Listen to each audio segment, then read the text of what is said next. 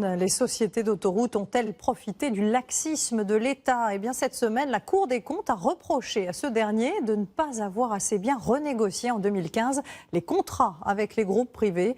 Ces derniers ont donc profité de gros bénéfices alors que les usagers, eux, payaient toujours plus. Les explications avec Maud Gatineau, Nadia Hadjbouziane et Antoine Delcourt.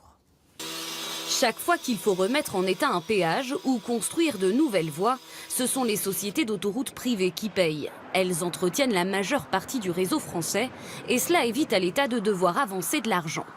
L'État a un grand besoin de financer ses infrastructures de transport, qui lui coûtent assez cher, en entretien et en investissement. Et donc, utiliser les concessions, c'est un moyen pour lui de faire financer par des crédits privés l'entretien et la construction de son réseau.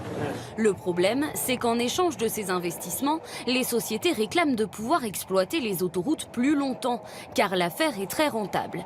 Dernier exemple, en 2015, ces entreprises ont investi plus de 3 milliards d'euros dans des travaux demandés par l'État, et cela devrait leur rapporter 15 milliards d'euros d'ici 20 ans, car en contrepartie, ces sociétés ont obtenu un allongement de la durée de leur concession, jusqu'à 3 années de péage supplémentaires.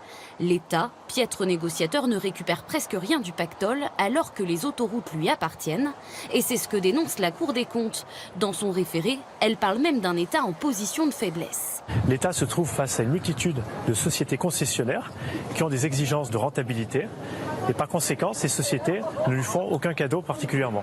Elles n'en font d'ailleurs pas beaucoup plus aux automobilistes. Je sais pas, c'était 12 €, c'est ça à peu près?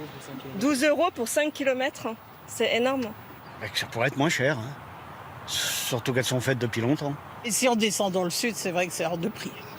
Hors de prix. Prendre l'autoroute coûte de plus en plus cher. Les tarifs des péages ont augmenté d'environ 20% ces 10 dernières années.